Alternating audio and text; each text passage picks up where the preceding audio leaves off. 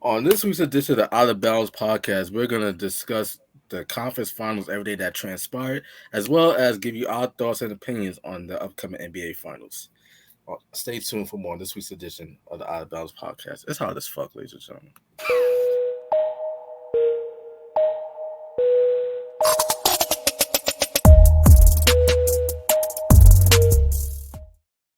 I ain't gonna lie, I kind of got a little bit flustered on the intro there because It gotta be it's hot. It gotta be hot. Cause it's ain't hot no as way, fuck, bro. I can't even bro. focus, bro. He said, man, it's too hot out there. I just can't even do it. Bro, I can't even focus. But ladies and gentlemen, welcome to episode 46 of the Out of Bounds podcast. We're 4 episodes away from the milestone 50th episode. 50. So yeah, so we're gonna hit that about towards end of June, early July, or some shit. All But right. as always, ladies and gentlemen, my name is Adela Fashionista, managing director here at True Agriculture Magazine, as well as CEO of Ground Up Media Productions. Not that my company has anything to do with tugs, but you know, just go say that. I got shameless plug. And alongside me is my guys. We got the man in the middle, our center, Mr. Donnie. Do not call me Donovan Wilkins, aka Radio Donnie. And last but certainly not least, we got our young blood, the young prospect himself, Hey, don't Mr. say No. blood. I don't need them set tripping on me. I don't say young blood. They got YSL locked up. Don't do that to me, bro. I don't need GBI knocking down my door, bro. Chill out. All right, say that. We got the young prospect himself, Mr. Noah Austin, aka Third Eye, aka Kyrie, aka Mr. Euro Step 2, your girl. Exactly. Invest in a ring light or some shit. Yeah, nah, I'm using natural light. This natural light hidden. I'm about to say I look handsome. Look at me. You know what I'm saying? This natural light hidden. Got the Kanye hoodie on. Your boy good. No, you low key look like my cousin, deadass. Bro, I look like everybody. But yo, you look my second cousin removed that I know. I'm like, bro, I don't know why I look like everyone's second cousin. But So- fellas, before we get into it, talking NBA and all that shit, how's everybody feeling? What's on everybody's mind? Bro, chilling. College graduate. It's still like the college graduate thing, man.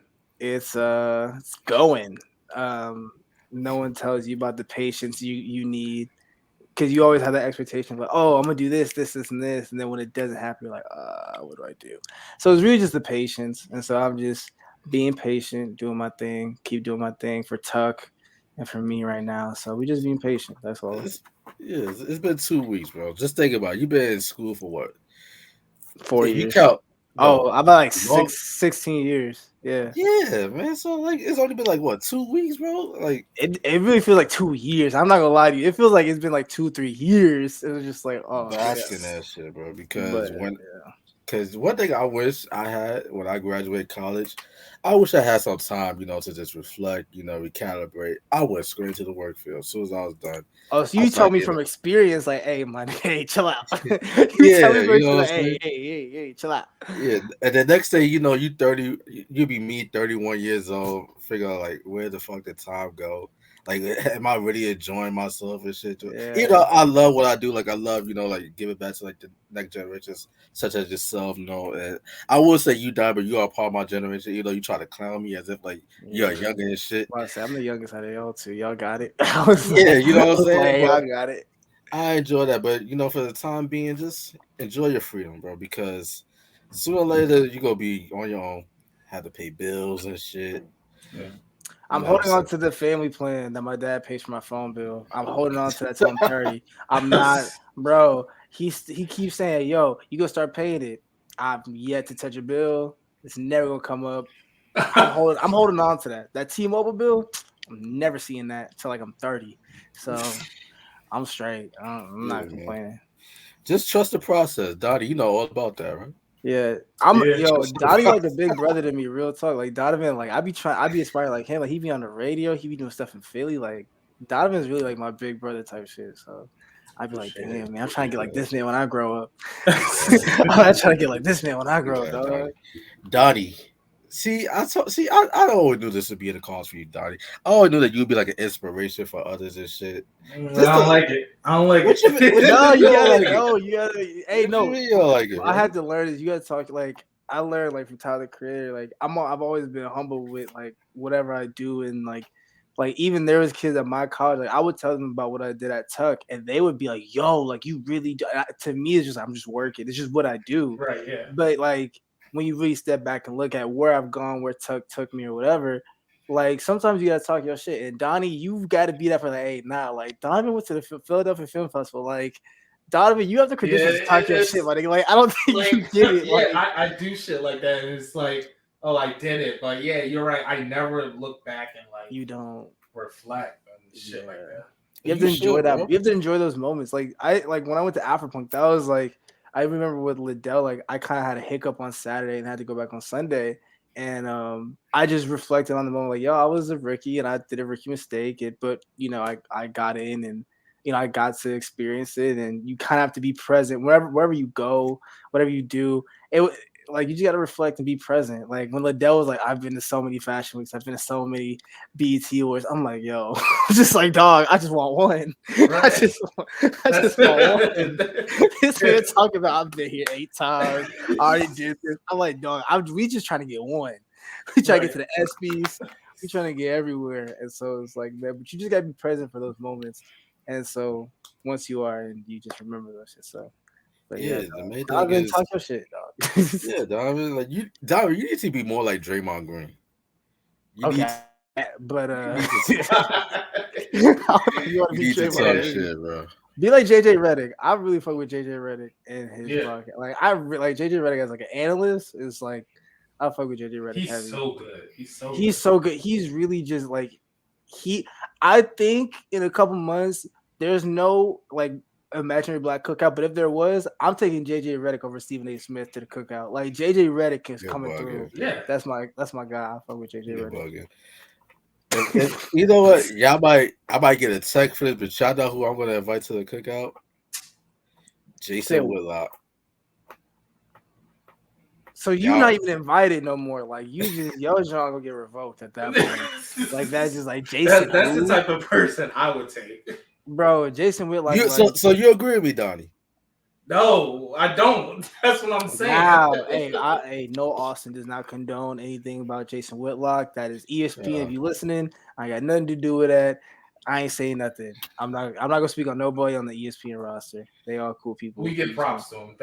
They go in there. First of all, Jason Whitlock's independent now. He don't work for ESPN. Oh, okay, cool. Well, forget Jason Whitlock. Fuck that nigga. All right. he has a YouTube channel, so. Man, I fucks with Jason Whitlock. He says the things that everybody's thinking about, just too afraid to say.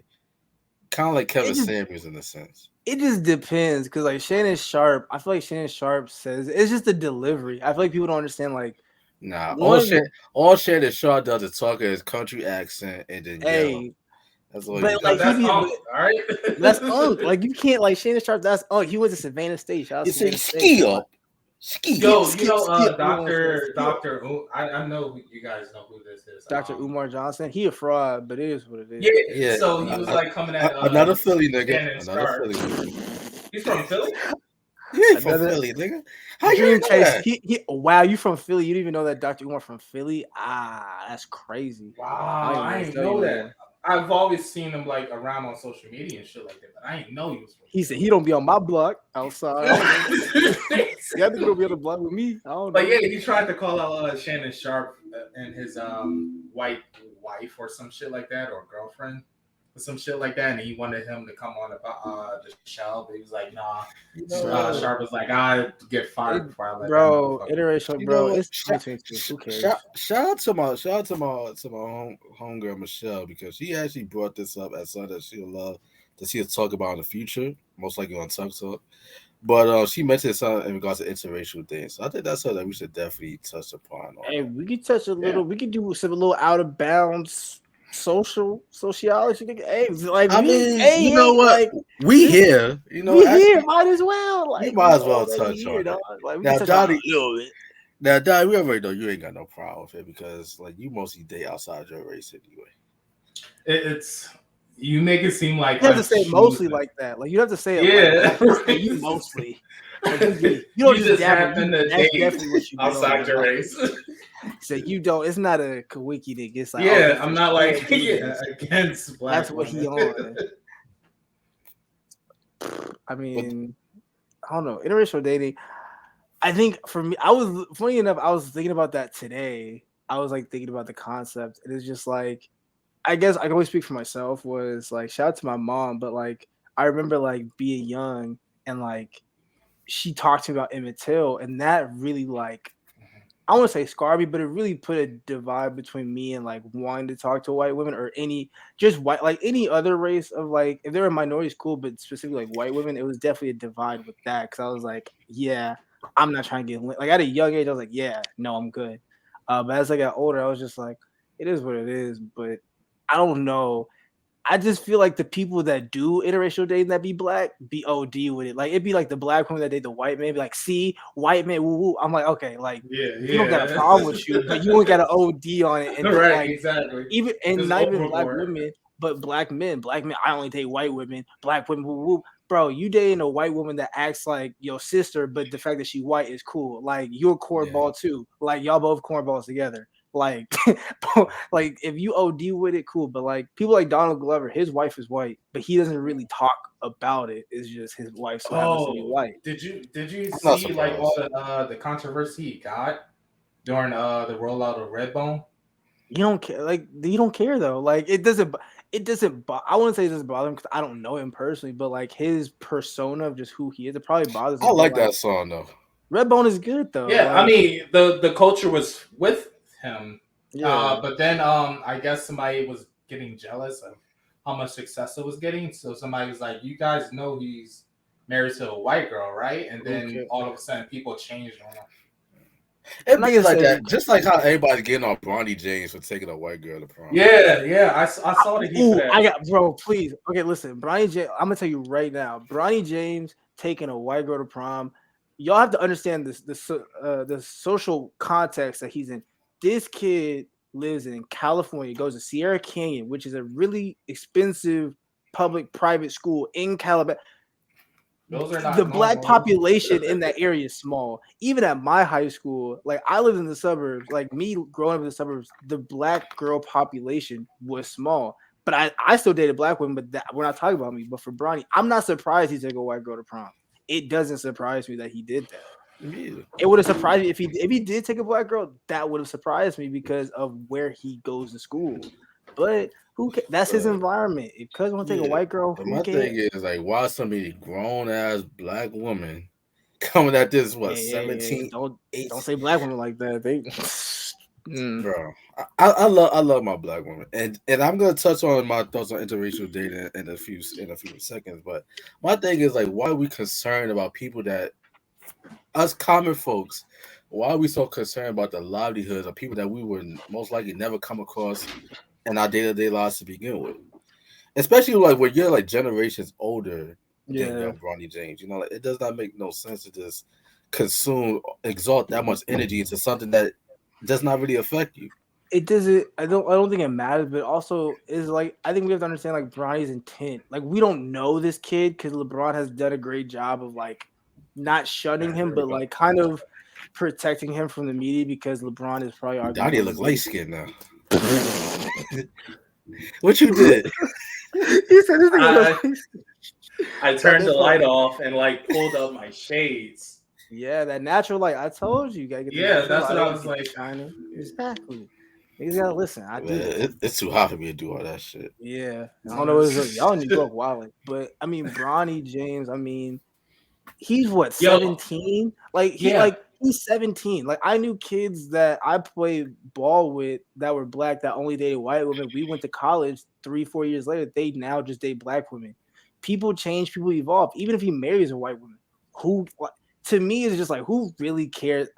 If you care that much, you just bored. Like if you care that much that it don't matter. Like as long as I don't know, it just doesn't matter to me. Some of the comments that I was seeing on that post, I can't remember who posted it about Bronny James. It's like I know people say that black people can't be racist, and I know that's like the idea of it.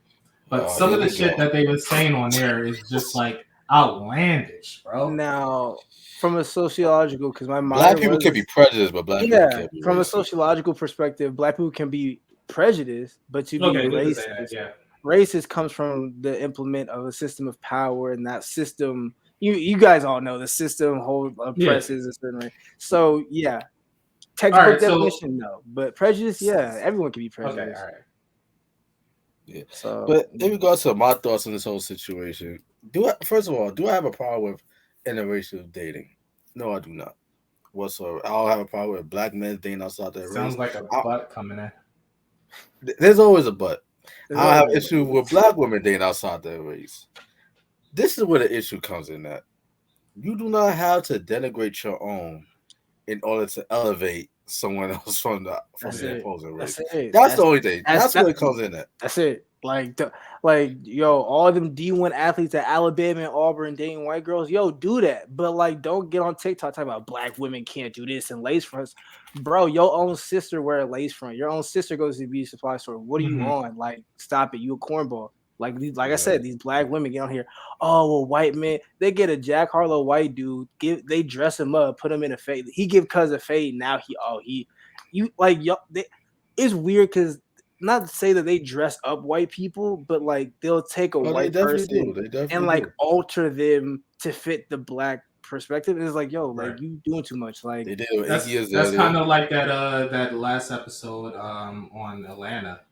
About the when Kevin, did you guys see it? Where Kevin Samuels were the second to last episode where he was talking about you not black. Wait, Kevin Samuels was on it? Yeah, he was in the second to last episode. Bro, I gotta catch up. Yeah, you gotta come on, dog. Rest in peace to the Godfather. He said nail or buster. Hey, I'm not gonna lie to you. He did a really good job on that episode. Yeah. I'm not even a big Kevin Samuels fan. But he actually really did a good job. Like, God bless the dead, but he did a good job. And I would have wanted to see him in more like Afro surrealism work. Definitely like that. Like that'd be dope. Rope that he took. Yeah, he did a good job. Man. And it's unfortunate, because that's the thing. It goes back to saying earlier, like you have to enjoy the journey, because tomorrow never promised you. And this man, Kevin, saying he had, whether you agree with his methods or whatnot, even though, like me personally, I kind of thought that with the whole average at best thing with that black woman was like I said, you do not have to denigrate your own women, But I feel like from that point forward, he felt like he hit a lick. Like once he went viral, that shit went up on World Star. Like, okay, like I'm gonna continue on down. Apparently, was. He had done it with men as well. He had done it with men as well.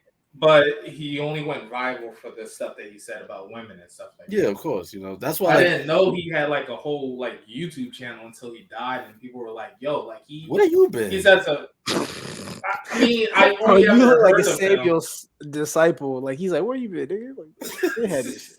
Like I've only ever heard him on TikTok and shit like that. Like he's. Nah, Fresh and Fit gotta get canceled. I don't know what the niggas be on. They. I heard that Myron is an op. I'm not surprised. Anything that comes out negative about them, I'm probably not surprised by it. Like they're just weird. Like I don't know. Fresh and Fit just like weird. Where do they get their guests? They get a whole panel. Are they just like picking like people just? Bro, they supposed to be alpha males, but yeah, they cannot do a whole. They are so insecure with their masculinity. Yeah. That in order for them to feel superior, they have to surround themselves with a whole bunch of beautiful women. In order to feel like as if like they're superior. They talk down. But yet they talk to the audience about fuck these women, don't give women your validation and all that. But yet they feel validated. Like cuz they feel validated by having a surround like who hurt them? Bro, really is just not happy because I remember I will always see I always saw the video like a couple times on my For You page on TikTok, and they just like he was just like, yeah, if I'm with a girl, she gets no pleasure. I'm like, what girl goes? That's a 360 deal. What girl go get with you? Like, they also said that like if you're in a relationship with a girl, she can't have an Instagram. That's cheating, bro. And I'm like, what type of shit? I'm gonna keep it a buck because I used to, I grew up with a little insecurities, but I heard Yvonne Sharp, he was on some podcast, and they were talking about how he was when he was dating Tiana Taylor, where she did the fave video. He was in the locker room and like I think he was playing for the Cavs, and like people like his teammates were like, yo, like under his wife's Tiana Taylor's joint, like, oh damn. And he was like, you gotta understand, if you talking to a girl or dating a girl that's really attractive, you gotta understand that's just gonna happen. And you gotta be okay with it. He's like, everyone's not built like that. And he's like, you gotta be okay with yourself to be like, yo, that's my girl. She gonna do what she do. And you have to be like, yo, she's still coming back to my crib at the end of the day. Y'all can say whatever, She's still coming over to my crib. It don't matter. She's sleeping in my bed. I'm straight. So it's like that's always been my mindset. Dudes could say cat call, whatever, do whatever. At the end of the night, she coming back home with me. We chilling. I'm good. So like I don't really. She might be liking your pictures, but that's really me doing those comments. and you send the DMs, I'm responding. That's what we are. You send the DMs, hey, that's me responding. Chill out. Exactly. We both laughing at your DM in bed, talking about look at this sorry dude. Like bro, chill out. But nah, fresh shit. At the end of the day, as a man, if you go for a 9 or a 10, you gotta be secure with your masculinity, bro. Just not even before you, as just a PSA to young dudes my age. If you like 20 in college, whatever, be secure with yourself first. That's it. Just love yourself. Be secure with yourself first before you even start doing anything, because that's gonna be the biggest thing. I wish I knew that like a couple of years ago. Hey man, I wish I did too. But we here. we here. we learned and grow from it. Learned. But interracial dating, like I said, we're too old for this. This conversation's been old as test of time. Yes, it can be corny at times. I'm not gonna lie. It do be like it just be the people that make it corny. Like don't make it corny. If you just want to date someone because for them, do that. We don't care. But when you start making it corny, you start making it like the whole idea of your. I'm making it a race war. Like if you want to date a white girl, do that. I don't care. You want to date a white guy, do that. I don't care. Just don't be like, so my white man is better than you because black men. I don't. Why are we doing this? Because now it's corny, and I don't like that. So do what you gotta do, and stop trying to justify it. Like just do it. Just live your life, and don't feel the need to denigrate others on the way. You know. So. But speaking of lighter skinned people, Golden State Warriors. Nice transition. That's settling. Nice transition. Golden State Warriors made the finals. Yeah, man. People. I'm surprised. I'm surprised, Doc, that we went 22 minutes and we haven't really yet to talk about sports. That just goes to show the out of bounds. That's how good we are. That's how good we are, dog. Like stop playing. I'm trying to get I'm reaching out to like NBA stars and shit like that, and like low tier, trying to get them for like the 50th and stuff. You could probably get. I'm networking. I don't want to put. Yo, ISO Joe, you watching this, bro? Cause ISO Joe, you do follow the True Agriculture IG account, Joe Johnson. Oh, he does. Yeah. He does. Snap! No, I want to talk to Joe. I think he stayed in Atlanta. Actually, I don't know. I ain't gonna put him out there like that. But I think he stayed. I don't know if he stayed in Atlanta no more. I don't know. Cause he used to be he's a Hawks legend. Like Joe Johnson in Atlanta, he was that dude. Like when I was growing up, that Jeff T, Joe Johnson, Kyle Korver, Al Horford. When they wore the Mike white Bibby as well. Mike Bibby, when they wore the white, red and blue. Josh Smith. That's when the Hawks were cold, dog. Like, Marvin Williams, Zaza Pachulia. Bro, you could before the Warriors. They could just never get over that hump. They could never get over that hump, and it was just. I was like, dog, come on, bro. But nah, Joe Johnson. We can do a draft special, actually. Yeah, who knows? Cuzzo, I don't really know you like that, Cuzzo, but we do have the same last name, and you do play on my second team, the Boston Celtics. So cousin Aaron, if the Boston Celtics win the chip, I don't think we will, but if we win the chip, actually I shouldn't say that. I got exactly. I got 50. So once we win the chip, I'd love to have my cousin Aaron on the Out of Bounds podcast. Nah, we're gonna manifest. We're gonna manifest it. We're gonna get some. We're gonna start getting some more guests on here. We try to be like JJ Redick. We're gonna get some guests on here. We're gonna make it fun. You know what I'm saying? Get some sponsor deals. You know what I'm saying? Pay off the student loan tuition. But we gotta get teed and all that. Yeah, we gotta get teed up. We try to get like all that Manscaped. Yo, you'll hear me doing the commercial break talking about Manscaped. Right. That's when you know I sold out. Yeah, I'm talking about this Manscaped. I sold out, you know what I'm saying? But I think what was cousin's name? He played at McKeeshan High School. I know Jaylen Brown played at Wheeler. McKeeshan High School. McKeeshan High School. Sharif Cooper. If you're from Georgia, if you're from Atlanta, the Metro Atlanta area, you know McKeeshan High School, they be cold. Shout out to Sharif Cooper, the Cooper family. His sister was cold. They all played at McKeeshan. He played for the Skyhawks, for the College Park Skyhawks right now. I'm gonna have to see. Yeah, I'm gonna see what I can. We'll see what we can do, man. We'll see. Yeah, we'll see. Yeah, but as Noah said, speaking of light skin, but before we get into that, ladies and gentlemen, you've been enjoying this episode so far. We just now getting into sports, and we're 25 minutes in. But you enjoyed that little conversation. It wasn't a little conversation. Let me not say little.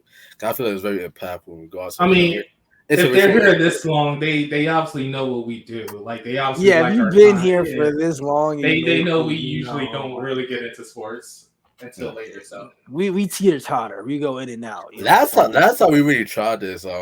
That's when we did the Will Smith episode. I was mad. And that was our highest view episode. Shout out to Will. Still is. Shout out to Will. This is Philly.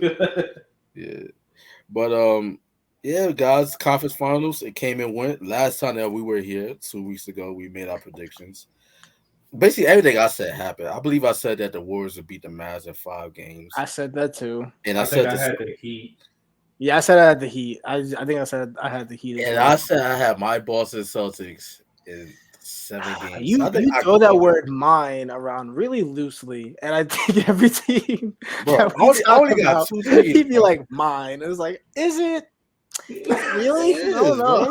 You sure about that? Like I said, man, I ain't never heard nobody having 2 teams. I can't lie. No, because like I'm a Toronto Raptors fan. I'm a Hawk. See, okay, I explain myself.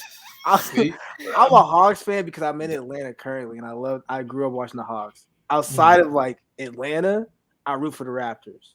Like, so you don't root for any New York team. It's just Dallas. Exactly, it's just scattered across. My situation. And then he got Baltimore, right? I got the Baltimore my coastal. And LA. It's the Rams. Bro, like, come on, bro. My coastal, dog. Scattered all over this. And I got 2 baseball teams. You're confused. 2 baseball teams? The Yankees, and the Brewers. You're confused. Milwaukee Brewers. Hey, yeah. Come on, bro. You all Milwaukee? Over. Okay, yeah, you're confused because I don't. I've been a Brewers fan, bro. I've been a Brewers fan since the Richie Sexton day, the Ricky Weeks day, the Prince. Okay, if you can name players, I'll get it. Yeah, if you can, I'm a real fan. I'm a real fan. The only sports where I don't have more than one team is in college basketball and college football. College basketball, I root for the Duke Blue Devils. College football, I root for the Miami Hurricanes. I did hear you say it before. Okay. See, my shit is consistent. The only thing I don't think it's weird to have 2 teams. I think what's weird. It's weird that all your teams are literally scattered across the United States. I think I have more so. I'm a nomad. Players. I feel like I'm a sports nomad. I feel like I have more like favorite players that I like to watch than favorite teams. Like there's players I like. Like I'll watch a Chicago game just kind of like watching Zach LaVine. So who's your top 3 favorite players to watch? Who, me or no? No, we can ask them both. I would say right now, what would play? I would say Devin Booker. I like watching Devin Booker play. I like watching KD play. It's surprising enough. I like watching. What was it? Not Shea. Giannis, LeBron. Not Giannis. Alexander. LeBron. Those are easy. I was talking about like games that nobody be watching. I'll be like, yeah, I like watching. Garland. Young?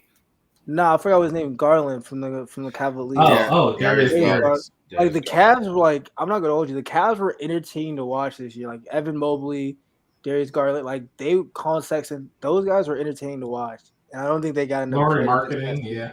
Yeah, they didn't get enough credit this season because they had a really good season. So I mean, you were repping them in the beginning.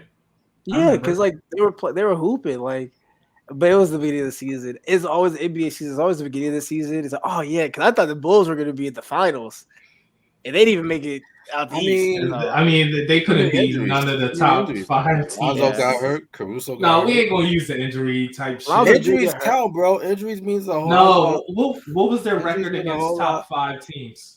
They did have a pretty shitty record. It wasn't. I think it was like 1-18 throughout the season. Come on, bro. It wasn't good, but they had a lot of injuries. But DeRozan can't do it. The thing is, like DeRozan can't be the only dude to do it. Like really, I would have gave you the benefit of the doubt if the record wasn't so lopsided. They could not compete against the top teams. They were frauds. They didn't have the You know who's a fraud, Donnie?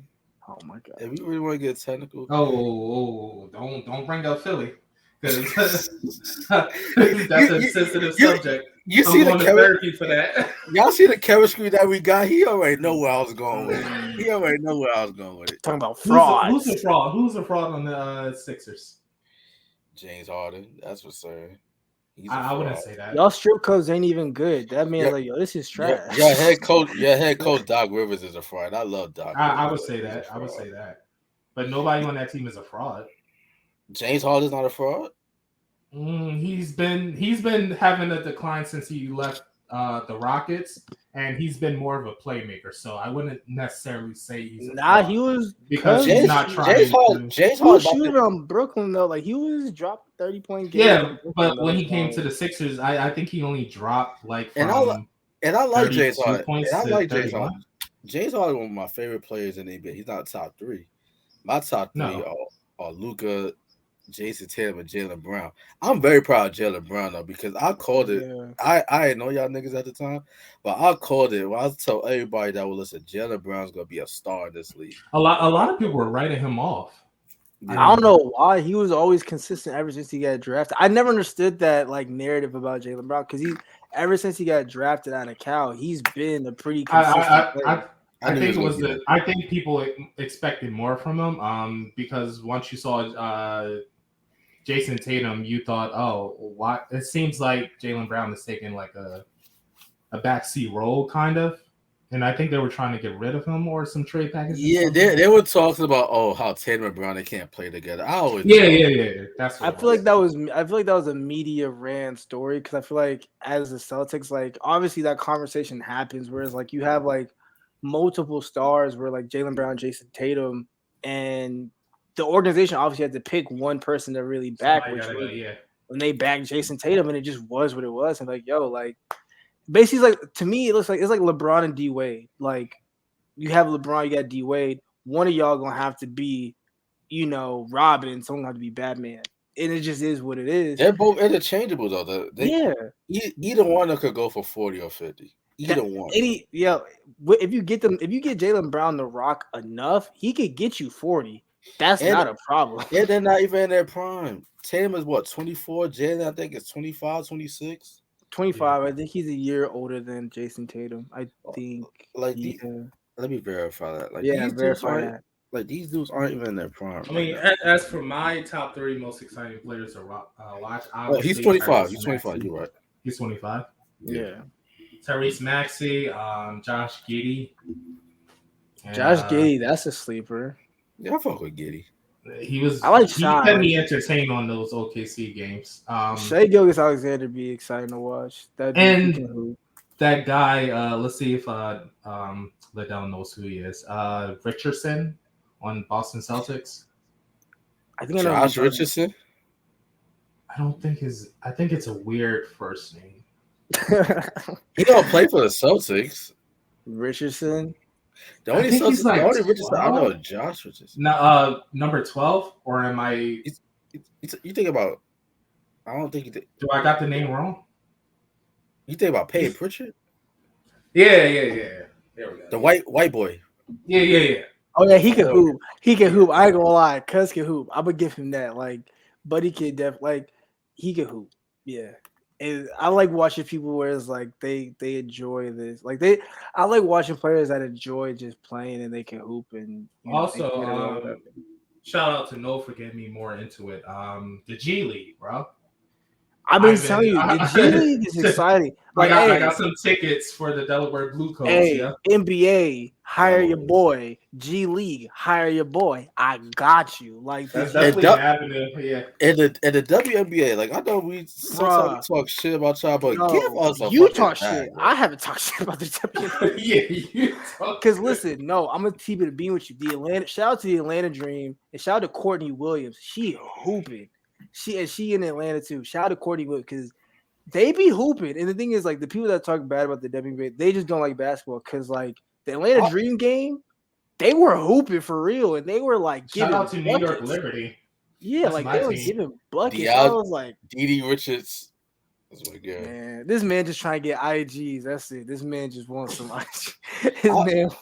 I've been on this. I've been on before she got into the league, bro. Philly was supposed to be getting a team by 2025 or something like that. I think Toronto is supposed to get one too. I think Toronto's supposed to get a Not G happening, bro. The WNBA losers is not even making a profit. Like, why even invest in expansion teams? I think they want to get that international. The most historic WNBA team no longer exists, and that's the Houston Comets. Like, that's crazy. I would say the next runner-up would be the LA Sparks, because I think a lot of people know the LA Sparks and the Atlanta Dream. The Atlanta Dream been hooping too. Chicago Sky. Yeah, they be hooping. But Yeah, the thing is, the thing is about the WNBA, their jersey and the Phoenix Mercury as well. The Phoenix Mercury got Phoenix Mercury be hard. And the Minnesota Lynx. Memphis, they won a couple. Memphis has a WNBA team. I didn't know. Yeah, no, they don't. Memphis does not. No, Minnesota. I was about to say, I'm like, they. I don't think they do. I'm about to go through all the WNBA teams right now. The Atlanta Dream, the New York Liberty. Yeah, it's like 12. The Indiana Fever. Mm-hmm. The Minnesota Lynx, the Chicago Sky, Phoenix Mercury, the LA Sparks, the Seattle Storm, the Washington Mystics, the Connecticut Sun. Who else we got? They going out in Connecticut? They got a team? Yeah, they got a team. He said they got a team. No, I don't. I just meant like Connecticut. I mean, like, ESPN's in Connecticut, so that kind of. I mean, that's weird, but hey, shout out to them. Shout out to Connecticut. And New York Liberty, I think you forgot. You know, he said New York Liberty. Oh, you did? Okay. I think that's it. I think you got them. It's only 12. Yeah. Well, I feel like I'm forgetting some. No, I think that's all. Hey, if you're watching this on YouTube, put in the comments if we missed one. Put in the comments that we missed the team. Hopefully we didn't. You know who I missed watching? Who? Maya Moore. Maya Moore was a hooper. Like we got. She is dope. Right, Candace Parker still plays, right? Yeah, she's with Chicago. She should just retire after she won a chip for the Chicago Sky. Like, she probably want to win another one.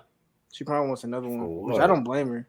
Like you get the second one, like, oh, I'm good. I mean, after her career is over, she does have a job at Turner Sports. Yeah, That's also something I want to. I enjoy her. Have you seen like all these NBA stars who? Yeah, Patrick Beverly. Now CJ McCollum's about to. Yeah, CJ McCollum. Yeah, bro, chill out. Time out. Y'all gotta leave some jobs. Wait, what was that nigga for the Breakfast Club? He said, "Who are these niggas?"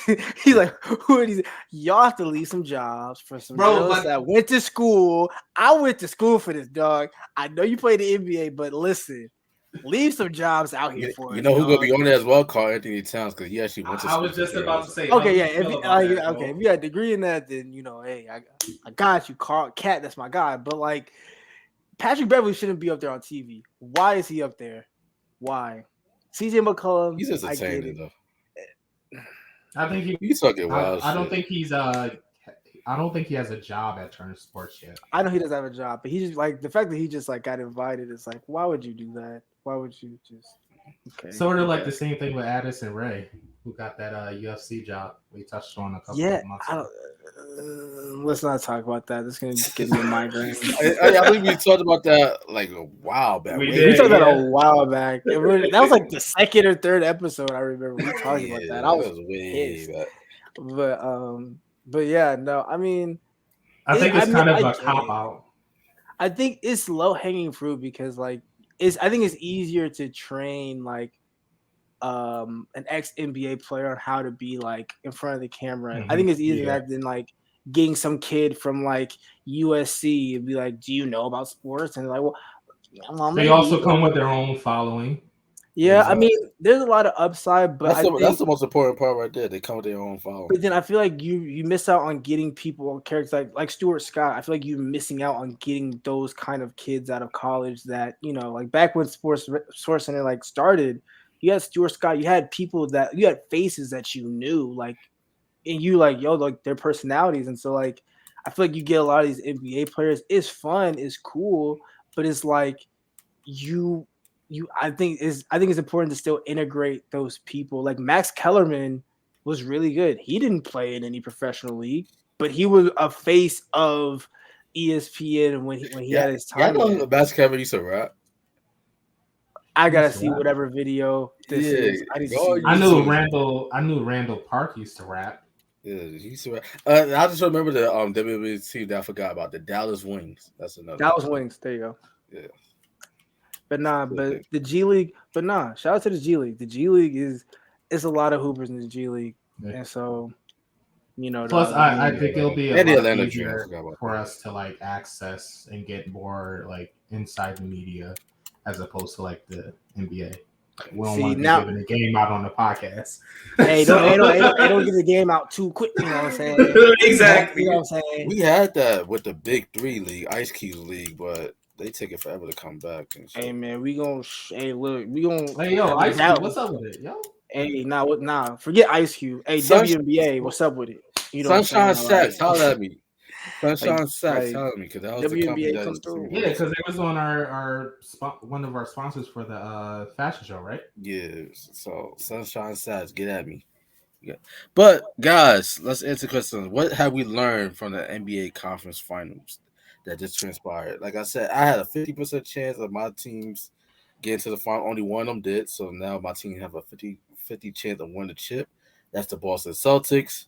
But let's start with the East first. What have we learned from the Celtics Heat Eastern Conference Finals matchup? I think that was bullshit that they took Max Sturgis 3-point back, kind of. It was bullshit, but hey. I'm gonna tell you right now, Jimmy Butler's last shot was a good shot. He just missed it, and I think for me, like when I first saw it, I was like, that was just a bad shot. But when I looked back at the tape and that he was going for 37, he had 37 points. He was already hot.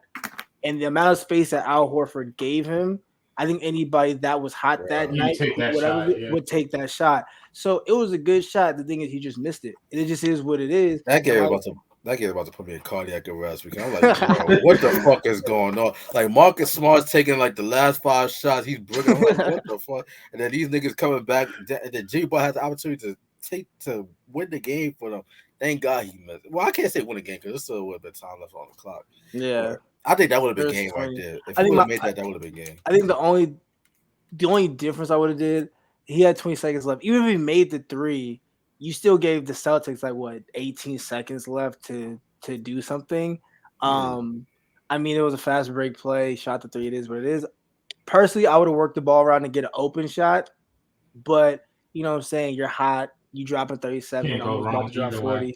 You couldn't go wrong either way, and so he just missed it. And it was what it was. So I mean, I think it was a good shot. So I think my honest takeaway from the East is Jimmy Butler's a hooper, and the stuff that they said about him when he was in Philly and Minnesota, they were capping. He was like the scapegoat because Jimmy Butler has proved that he really wasn't the problem. I don't think we used him as a scapegoat in Philly. Everybody pretty much loved him. They did. I mean, I think the organization did. I won't say the fans, but the organization definitely used him as like, oh, he's the problem, not Doc Rivers, not the organization. Well, but it's Jimmy because Butler of his track record. Because he also look how he left Minnesota. You know, I mean, he did wax the first team with the reserve. So exactly, I mean, so he developed a reputation, whether it's fair or not, but he developed. But that spreads through executives and shit like that. So. But I feel like that's something Kobe would do. He ain't Kobe. But okay. Kobe has a track record. He's not Kobe. I never said Jimmy Butler was Kobe. I'm just saying it was. And I like Jimmy Butler. Like Jimmy Butler earned my respect in the bubble. What he did with that Miami team in the bubble, he was a hoop. The thing is like with Jimmy Butler, I see a lot of just like he wants this thing badder than anybody in those teams, and he just needs to be on a team where everybody wanted that, like had that same mentality. So yeah, you go to Philly. And you looking around and people are just like going through the motions and you're like, nah, like I'm trying to win something. Like, what are we doing? And they like I would be irritated too. The only one that didn't really want to win something was Ben Simmons. Everybody else on that team that he was starting, JJ Redick. Yeah, him and JJ were cool. Tobias, like they all wanted to win. I still think that was probably our best shot at going to the finals. That honestly was y'all's best shot at winning the chip. I'm not gonna lie to y'all. Like it was just Kawhi. I think was that the year Kawhi hit the shot? That was 2019. Yeah, right? It was just you can't do nothing about that. Yeah. It was just one of those plays where you just can't do nothing. It was like, damn, that sucks. It's just Kawhi just hit that shot. So, but I mean, shout out to Jimmy Butler, but out of the East. And also we learned that the Boston Celtics can do it. Jason Tatum is that guy. They had a comeback season, man. Regardless of how everything turns out for the Celtics, Jason Tatum, look what has transpired. Jason Tatum went up against it's a team sport, so we can't say he went up, but you talk about individual matchups. Well, against KD in the first round, Giannis in the second round. That's 2 MVPs right there. Mm-hmm. Jimmy Butler, who is an MVP caliber player in my mind. Will he ever win one? Probably not, but he's an MVP caliber player. He been to the finals. This nigga really went through the gauntlet to get to where they're at right now. Now he's about to go up against arguably the NBA's version of the modern dynasty right now, the Golden State Warriors. 6 finals in 8 years. Let me ask you guys a question. Are you? Well, all right. Let me ask Noah because I know you are. Are you invested in this finals? Overall, what did you think of the playoffs? This is the best matchup. This is the best. This is the best playoffs I think I've seen since 2019. Watching the Raptors go to the championship, I think this is the best playoffs in general. Because I've been hearing a lot of things. People saying, not too much invested in. I think they just casual. If you that's because LeBron's not in it. That's why. Those are just Bron sections saying that. But to me, this is the best possible matchup. If you were you think about the Final Four of the conference, I would love for it to be Mavs versus Celtics because I went either way. But this was the best possible matchup because you have the Golden State Warriors, who is basically a modern day dynasty. When we look back at this era of the Warriors, this is gonna be like the 80s Lakers, 90s Bulls. I don't doubt it. 2000 Spurs. I definitely don't doubt it. They ran. You know what I'm saying? They are a modern day dynasty, and if the Warriors win the chip, that's great. I would love to see Steph win. I just think, but if the Boston Celtics win, that is an NBA grandfather franchise right there because the Celtics been dominant since the 60s. It'd be 18, right? Number 18, 17, number 19, 18, ooh, 18. Banner number 18. 18. Banner, which was tied up with the Lakers for most championships. 18? And then not only that, Tatum and Brown are not even in their prime just yet. So this could possibly be a passing of the torch, if you will. That would be nice. NBA legacy. Because the Warriors, although the Warriors are a dominant team, and you might think that their window might be extended because Jordan Poole, he's a younger. I don't think they're gonna be able to pay him. I think he might go. They will figure it out. No, the thing about Golden State is if they like you enough and if you fit their system, they figure it out. Steph is already. They got Andre back, but Iggy's a vet though. Jordan Poole, you have to think about with young players, man. Jordan Poole basically worked his way to where he's at. So you're the Warriors GM. You're not bringing him back? No, you try to bring him back. No, my thing is whatever number he says, we can do that. And because for me, you take Jordan Poole and you put him with Devin Booker, they're gonna be because Jordan Poole with Devin Booker, even if Jordan Poole plays 1 or 2, or if you got whatever, wherever Jordan Poole goes after this, he's going to be I wouldn't say the first option, but damn near the second option. Damn near the first option because he proved that he can be the first option. Philly. Fuck that. I like that kid. Jordan Poole with the Detroit Pistons would be something. But him and Kate Cunningham as the back. That would be nasty, but I think it's just Jordan Poole proved himself when Steph was injured and he was out there dropping 30 a game and he was like, nah, I can do this for real. And he had Steph Curry coming off as a 6-man. In his 3rd year, Steph Curry is a Hall of Famer. You have him coming off the 6. That's crazy. So it's wherever Jordan Poole goes, he's gonna be that guy. So if I'm Golden State, we go to Steph and Clay. If y'all trying to run it back for legacy wise, they'll definitely take a pay cut. Yeah, and the thing is, Steph has pride, but Steph knows what it takes to win. And if he's thinking about his legacy as a Golden State Warrior, give him whatever he wants. Give Jordan Poole however much he wants. Although it's already cemented. Or if it's already cemented or whatever, however you got to redo it. Steph but I think Steph, he's going for that Finals MVP. He wants the Finals MVP. He needs that.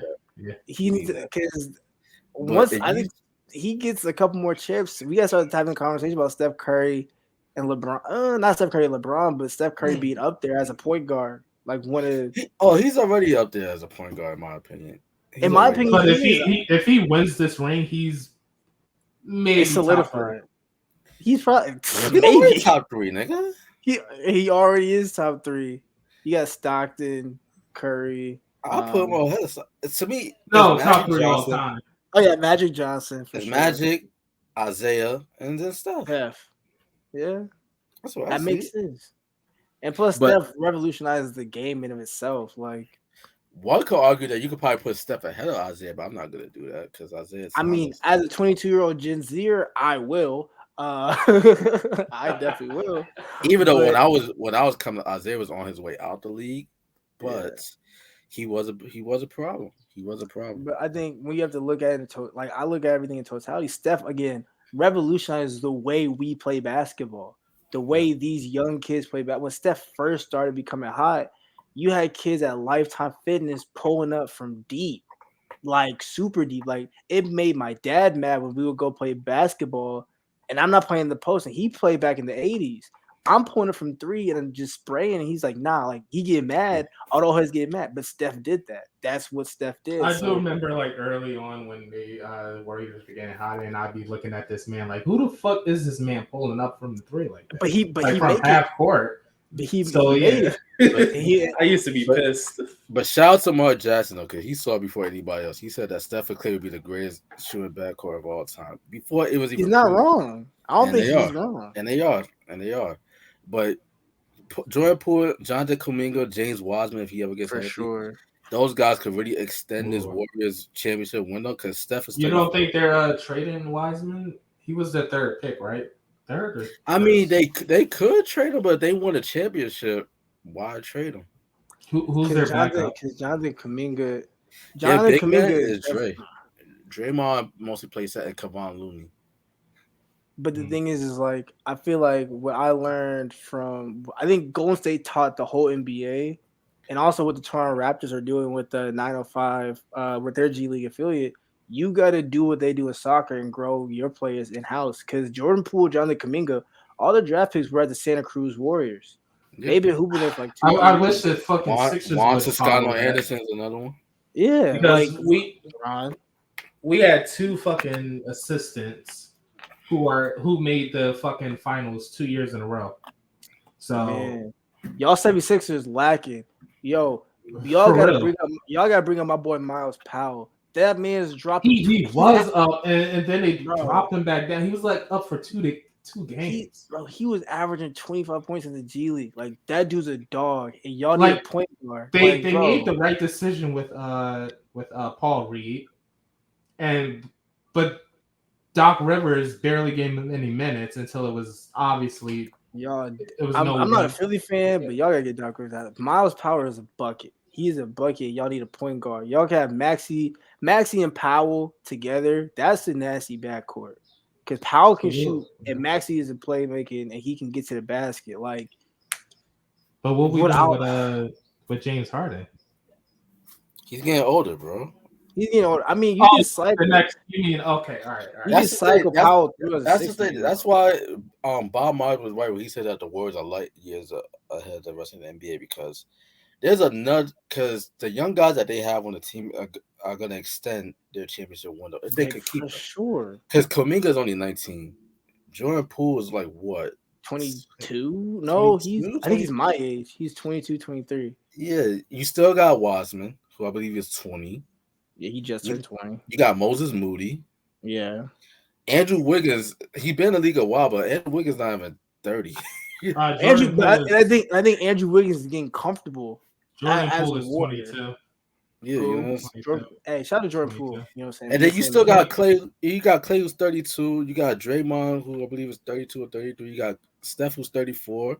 And these guys, like, their game is gonna age well because their games don't rely on athleticism. They rely on shooting. Looking at the jump that Jordan Poole did, this dude was averaging 13.7 in his career. This year, he's averaging 18.5. Shout out to my dude, Jordan Poole, man. But you also have to take account that Clay was out for most of the season, so he had the opportunity to get a lot of shots. I mean, say the same thing, but like I said, when Steph got uninjured and Clay, when they came back, they told Steph, "Oh, no, we working you in to what's working," because Jordan Poole is giving us dubs right now. They told Steph, now you gonna come as a 6 man. We working you back in. Like, we just not gonna put you back out there. So, like, Jordan Poole, in my opinion, got that respect. I feel like when you get Steph Curry's stamp of approval, I think it's a. I don't think you really got nothing else to worry about. Oh yeah, for sure. He's definitely valid. But these boys, they have opportunity. These boys, they have opportunity to do what the Celtics were not able to do in the '80s. When Bird, Mikael Parrish, all those was on their way out. Because the Celtics, they would try like replenish through the draft. Because they had Reggie Lewis, who unfortunately he basically collapsed during a playoff game, and then he just died the next day. And then the Len Bias, who they drafted, but he died the day after the draft from a cocaine overdose. So the Celtics, they were trying to like crazy. The '80s was a crazy time. God bless it. People were doing coke after an NBA game is crazy. No, he didn't even get to play an NBA game. That's the crazy part. He died like literally like the night after the draft. You know, so those guys are supposed to extend the championship winner for the Celtics, but the Warriors, they have an opportunity to do just that because they still have their young guys on the rookie contracts. So if they could win right now, they just got. I feel like NBA teams just got to get better scouts. Y'all complain about the Warriors, just get better scouts and draft better. Yeah, that's what I hate. I hate when people say that the Warriors were super when they added KD. They drafted that team. Looking at all these young players, they've been the most interesting to watch these past 2 years. That's what makes it interesting. Like Johnny Kaluga hasn't had the time to like on the floor to actually do anything. But once he's been on the times he has been, he's been a hooper. So it's like they got a lot of kids on their team that can still. I'm about to get into scouting. Fuck that. That's what I'm gonna do at this Delaware. Somebody need it. Nigga gonna scout like he playing 2K. I need a whole team for the. How else do you expect me to get into that fucking? How many badges do you have? Yeah. How many badges do you have? Nah, I don't want no bronze badges, gold badges, and only go to Hall of Fames. It's what I've noticed over this past year. Like what Nola's saying, like these guys in the G League. Like, give them a fucking shot. They do get chances, bro. I just think it's just the fact, like the NBA draft, and you get all these guys that it's the name and likeness. Like Chet Holmgren, I can't even pronounce the last name. I'm not even Chet try. Holmgren. Chet Holmgren. You got Pablo. He's looking to take on Luka. But look at OKC. What I'm not sure y'all boys know, but Jalen Hoard, he came out of like the G League toward the end of the year. He averaged like a double down the stretch. So these dudes, they get an opportunity. It's just that they're not gonna get the opportunity to ladder down later in the season when teams are out of contention. Yeah, because ain't no contender go invest in G Leaguers. If you're a contender, but the thing is, Golden State wasn't a contender for the longest, and they did that background work. But the thing is, the past 2 years. Golden State they had to deal with the injuries to Steph, Clay, Draymond, and that allowed them to play the young guys. So they were forced to do it. They just did not. And it's not like they was just the war come on losing to the Raptors 2019. Also, they go play the young guys. Look at how many minutes Jordan Poole played his rookie year compared to now. You know what I'm saying? So because they're like you said, they were kind of Golden State was forced to play them because Steph, Clay, and everyone else was injured. So you had no choice. Shout out to Nick Stauskas. That dude's balling. Stauskas. I haven't heard. I know he played for the Celtics, but he don't really get no burn like that. What the fuck you get a shout out for? What you mean? That dude was killing it. Also a former Sixer. I gotta give him a shout out. Wow. Shout out, please. Sixers just be letting people go and like they be a star in the next. And Donnie Low-key still 7. They can try to squeeze in a 50 a fucking nigga, y'all been out since the second round, bro. Like I said, I still red, white, and blue to this day. Again. But all right, guys, let's get to the Western Conference real quick before we get to our finals preview. What did we learn from the Western Conference? Either we kind of touched on it a little bit, talk about the Warriors young guys, but this is my opportunity to give my Dallas Mavericks their flowers because they went further than I expected. I literally just wanted them to get out the first round, which they did. I thought we were going to get murked by the Suns. I said, all right, let's just get a game.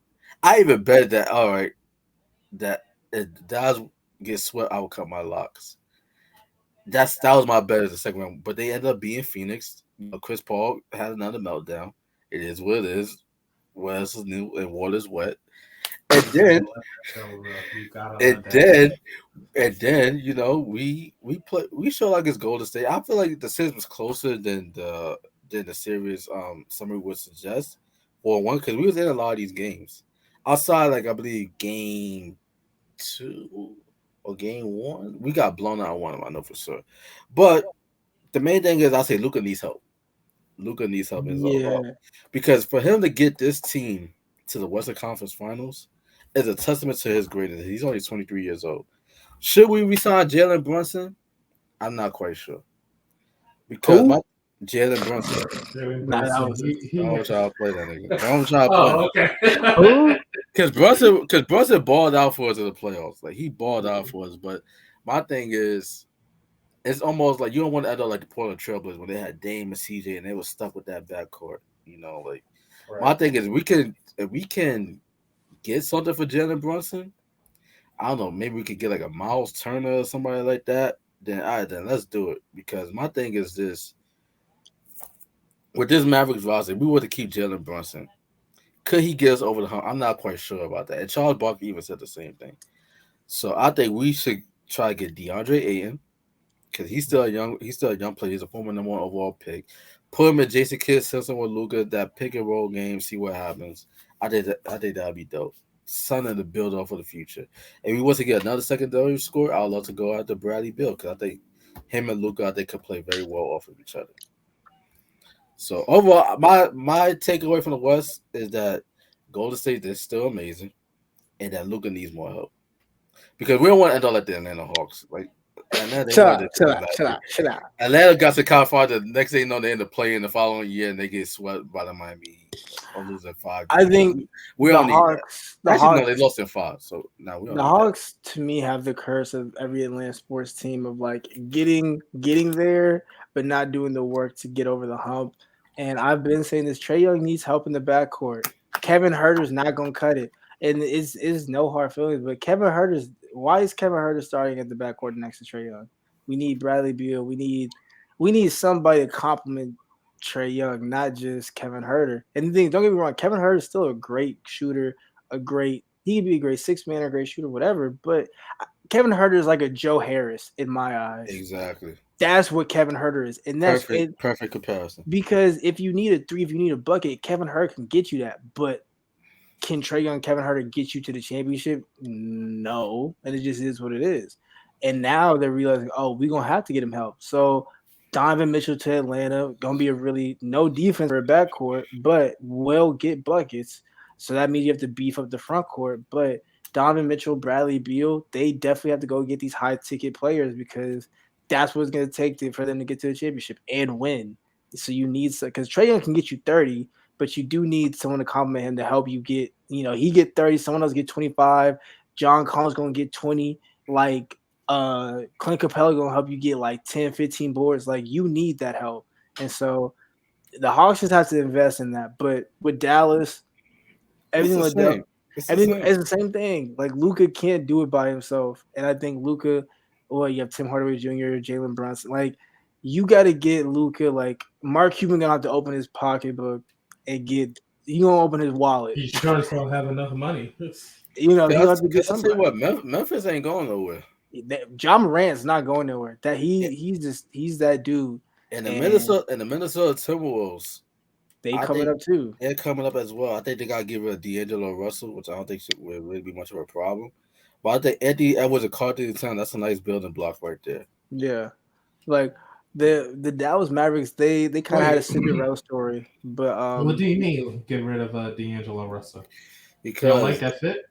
He was poor in the playoffs. So. He did not show up in the playoffs at all. And then he showed up in the regular season, but there was moments down the stretch where he wasn't even the closing liners during those games. They had like their backup, Jordan McLaughlin, I think his name. Yeah. Little ball dude that looks like he's like 35, but he's like in his early 20s. He was a point guard down the stretch, so that's just going to show that they have no faith in him. I think it's just D'Angelo Russell. I just think he needs some consistency with his game. Like during the regular season, he was consistent, but when it came for the playoffs, if you put Dame on Minnesota, that would be something. Dame on Minnesota would be interesting. Dame for D'Lo, they would never go for that trade at all. Portland's not going for that trade. Portland's rebuilding anyway. But they're not stupid. But they'll never admit it. Yeah, they're not stupid. They rebuilt, Elo, but not Malik stupid. Beasley in the first for Damian Lillard. Nah, I'm taking that. no. I'm taking How that. You, you you're give not me gonna get a D'Angelo? super. You're not gonna get a superstar if it's her for Dame Lillard. You don't I think so? think if it's two firsts No. and D'Angelo, 2 first rounds and D'Angelo Russell. Okay, you Two got first, two first for a 30-plus-year-old point guard. No, 2 first rounds of that can D'Angelo. still score. So okay, wait. You said Malik but Beasley, coming D'Angelo off an Russell. injury. But coming Nah. off an injury. So Malik Beasley, D'Angelo Russell on a first round pick for Dame Lillard. Yes,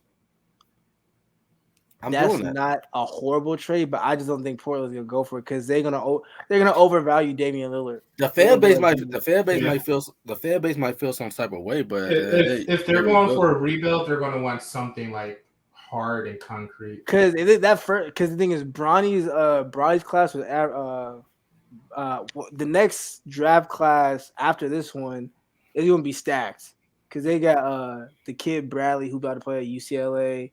They got a lot of so. Yeah, I would say get as many draft picks as you can for the next 2 years because those two classes. Because, like I said, whoever gets Bronny gets LeBron James. So, Yep. But you think about look what Houston got for James Harden.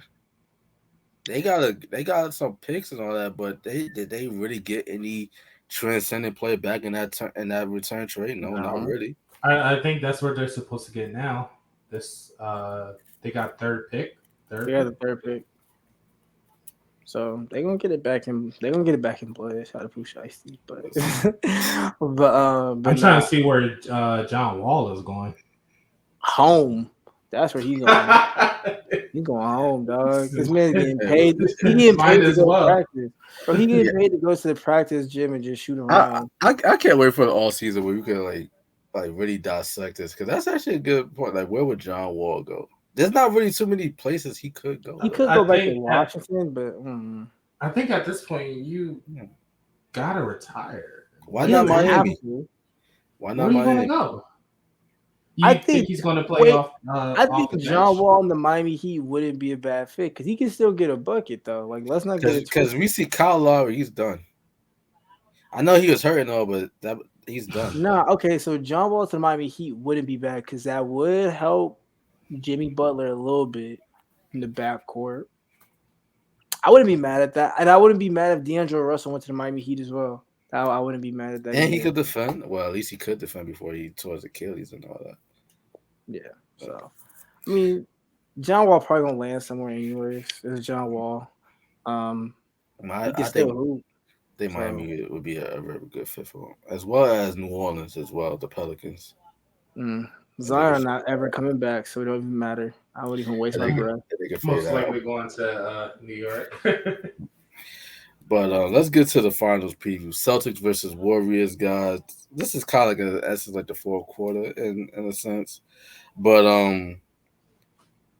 what are your key takeaways? Well, we can't say takeaways because nothing happened just yet. But key points for the finals. Yeah, key points for the finals. What are you guys looking to see? You gotta stop the Warriors lineup. That's all I gotta say.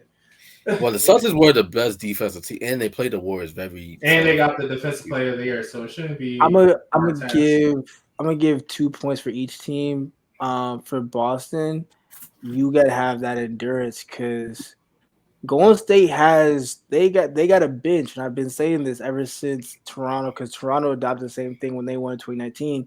To win a championship, you have to have a really good starting five, but you have to have a good bench as well.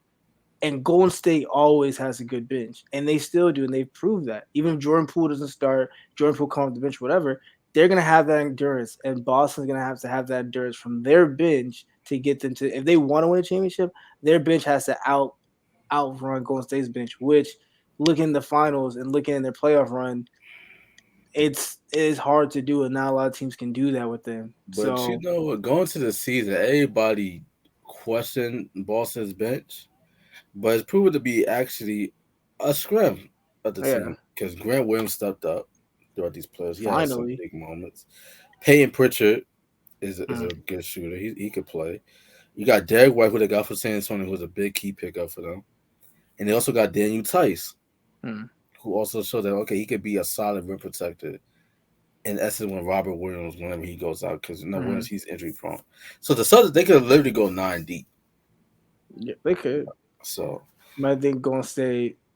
Yeah, I just think Golden State goes a little deeper. That's just my observation. They can go a little deeper, so they just have to be able to understand like, yo, these guys they've done this. Steph has done this how many times? Draymond has done this how many times? Steve Kerr has done this how many times? They They got have to learn to playoff run with them. experience, Yeah. So finals experience. yeah. So Jason Tatum and the Celtics have to learn how to run with them. Be like, okay, they got a deeper pocket, they got a deeper bag than us. So how are we gonna do this? And then we're going State. You gotta stop Jason Tatum and Jaylen Brown.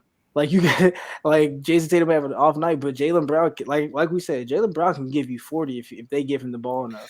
He'll give you 40. Jaylen Brown and Jason Tatum are basically a what if that actually transpired. Like, what if, like, if Vince Carter, Tracy McGrady stayed together in Toronto? That's essentially what they are in That's Boston. not a bad comparison. And also, they could both defend as well. Yeah, they're good defenders. So Golden State, and plus they're a little undersized. Like Jason's like Jason. Like I'm assuming either Draymond or Andrew Wiggins are gonna be guarding Jason Tatum. Klay Thompson gonna be playing up on Jaylen Brown. So Boston has size on their side. Golden State, they're used to being the undersized team in the playoffs anyways, but they just gotta shut down Jason Tatum and Jaylen Brown, and that's really about it. And Steve Kerr is probably already drawing up some defensive scheme for that, but And shout out to Ime Udoka, man, because Ime Udoka, I think he does not get enough credit. he does not. I was a little bit disappointed because I was watching the trophy presentation for the Eastern Conference, my Eastern Conference, Boston Celtics, and I was kind of perplexed as to why Ime Udoka did not get interviewed at the end. Like they talked to Tatum, which they should. He's the MVP. They talked to Jalen. They talked to Marcus Smart. I believe they also talked to Al Horford. Why you not going to talk to the head coach that basically put the system together? And Udoka, like, we got put on our kente cloth hats because they don't want to interview the black man that got the white leprechaun. No, I'm kidding. Like that's.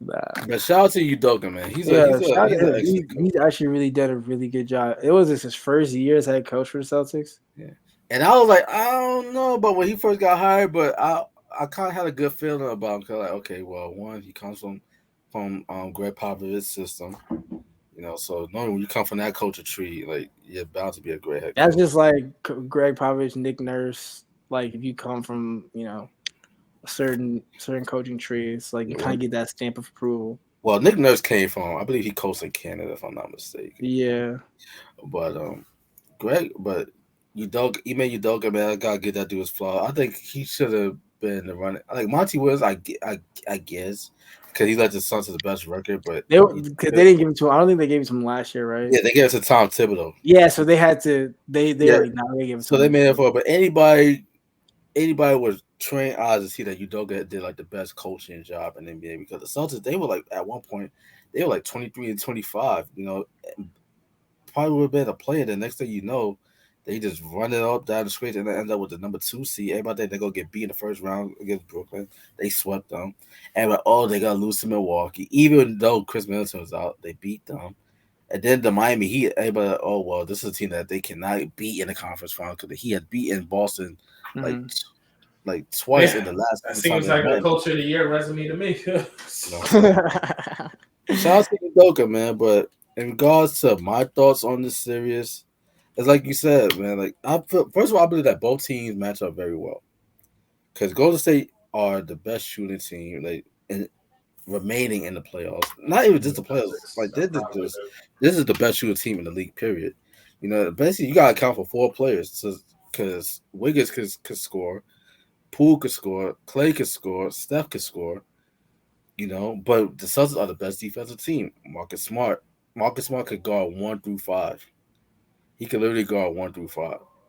But the thing is, the Warriors play small anyway, so they play small. But even though, you got 4 people to worry about, but Golden State is that good where it's like, if you need to, Draymond can get you a bucket. He's not gonna get you 25, 30, but Draymond can, you leave somebody open, everyone on Golden State can damn near shoot, to the degree, if need be. So it's like you can leave. Oh yeah, we got to guard these 4 players, but Kevin Looney can still get a bucket in the paint, in the post. We forget Kevin Looney had a game, like when the game 6, or I forgot what game it was. He had a really good game, but people just forget about Kevin Looney down there in the post. So it's like, yeah, you can guard everybody, but if you're not really paying attention to Kevin Looney, he gonna do his job. Jonathan Kuminga will come in, do his job. He did that against the series when they played the Grizzlies. Like, so it's like you gotta account for everybody. You can't just be, oh yeah, we're gonna hit these 4 major players, because everyone on Golden State can score and get a bucket, and that's dangerous and that's hard. And that is dangerous, but at the end of the day, you gotta get stops, and the Celtics, they can do that. They can do Jaylen that. Brown could get a stop. Marcus Smart could definitely get a stop. Otherwise, why he's defensive player of the year? Robert Williams could patrol the paint like a motherfucker. Al Horford is a solid defender. And I think Gary Payton Jr. is coming back. I think in game 2, I heard maybe. And he's a problem. And he's a problem on defense. So it's like you have now you have to look at Gary Payton Jr. on the other side of the ball playing defense. I think this is gonna be a great series. I think it's gonna go at least 6 games. At least 6 games. It's going to 7 games. I think, in my opinion. I feel like, okay, I would want to go to 7 games just because it would be really good basketball. But in the grand scheme of things, I think the Warriors can do it in 5. Like, the reality is, Warriors can do this in 5. I think. I don't think they will. I think they can do it. It definitely should go to 7. Best defensive team and the best offensive teams. Yeah, it may go to 7, but I feel like the Warriors can do it in 5 for sure. And it's a good story no matter who wins. Like, obviously, I want the Celtics to win. My grandmother, she's a Warriors fan, so even if the Warriors win, at least I know that she'll be happy. But if my Celtics win, I'm gonna be happy. So, Yeah, I don't have a dog in this race, but plus my cousin plays. My cousin plays for the Celtics, so that's cool. My statement still stands. Fuck Celtics. Wow. Even if he comes on the podcast, amazing, guys. Love that. Look, he'll understand it's Philly. Oh, wow. Yeah, wow. Okay, Dream Chaser. It is. But serious prediction, guys, because I know you said it could literally go 5, it might go 7, but who you got winning the series? Warriors in 5. Okay. Donnie? Warriors in 7. You're going to say Boston in 6. I already know. Yeah. I already going to say Boston in 6. The thing is, if Boston wins the series, it has to be in 6. It has to be in 6. I don't see us winning a game 7. Game 7 in Oakland? I don't know, dog. San Francisco now. They moved. Oh, yeah, my bad. Yeah, they're not at the Oracle. First of all, Game 7 in Oracle or wherever, nah, bro. That was different.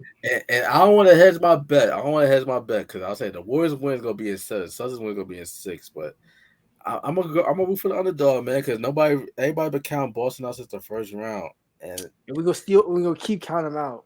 And I don't want to believe that they came this far just to come this far. But at the same time, look, one of them got if you think about what it takes to beat this team in the finals, like 2016, basically Draymond Green had to get suspended. LeBron had to go into God mode just to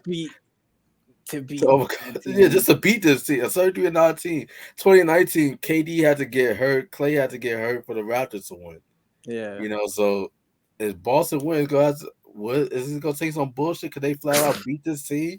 But at the end I don't know, man. But we gonna see. I'm gonna rock with my boy. I'm gonna say Celtics in 6. Celtics in 6. Man, look like the Dream Chaser's getting to me. It got dark outside. Yeah, it got dark. So that means we gotta wrap this up. So, fellas, let everybody know where they can find you on social media. And ladies and gentlemen, let us know your thoughts as well. Like, who you guys got winning the series, Celtics or Warriors, and how many games? So let us know. But fellas, let's get up out of here. It's getting dark and shit. 4 PF is at the no. The Dream Chase is at the Donovan. That man said 4 PF is out. Hey, shout out to baby, man. Shout out to little baby. That's good. Yeah, so let everybody know where they can find y'all on social media, what y'all working on, all that good shit. Yeah, just Lino also on everything: Instagram, TikTok, Twitter, all of that. Your boys, we got some interviews, off the rack interviews coming through.